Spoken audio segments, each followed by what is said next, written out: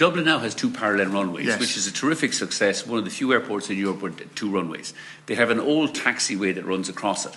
And at the far side of that is where the tower is. Yeah. It's also where Macavatti lands are, which have been raised over.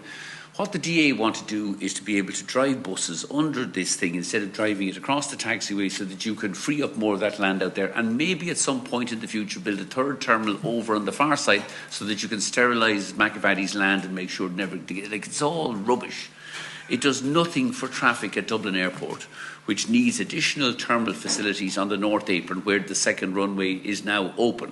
And we would encourage and urge the DA to get on with building the facilities that we, the airports, want and will pay for, and stop screwing around with the West Apron that none of us care about or will ever want to use anyway. I mean, it is as simple as this. You can drive across that taxiway with railway bridges and stop-go lights.